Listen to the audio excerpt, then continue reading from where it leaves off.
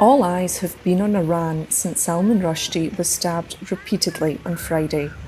He spent the weekend on a ventilator, but is now breathing on his own. His family says his injuries are severe and life-changing, but people in Iran celebrated when they heard about the attack. I was very happy to hear the news. Whoever it was, I would like to kiss his hand. We are willing to accept a nuclear deal if our religion, our Islam, and our dignity are preserved.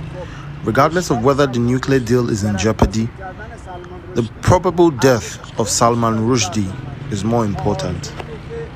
US Secretary of State Antony Blinken has accused Iranian state media of gloating about the attack, calling the coverage despicable.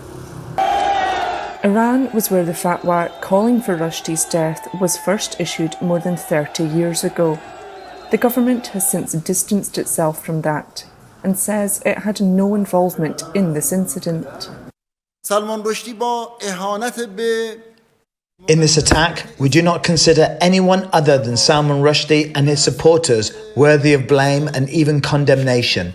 By insulting the sacred matters of Islam and crossing the red lines of more than 1.5 billion Muslims and all followers of the divine religions, Salman Rushdie has exposed himself to the anger and rage of the people. Rushdie has faced decades of death threats since his novel The Satanic Verses was published in 1988.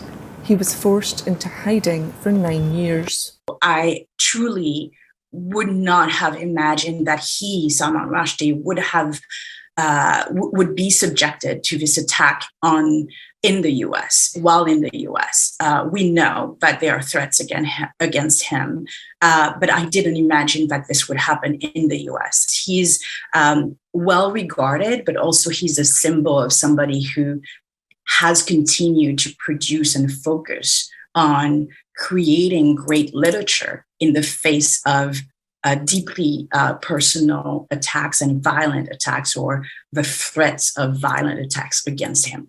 The suspect, 24-year-old Hadi Matar from New Jersey, has pleaded not guilty to attempted murder. He'll appear in court again on Friday. Meanwhile, it's hoped Rushdie continues on the road to recovery. Faith Orr, Arise News, New York.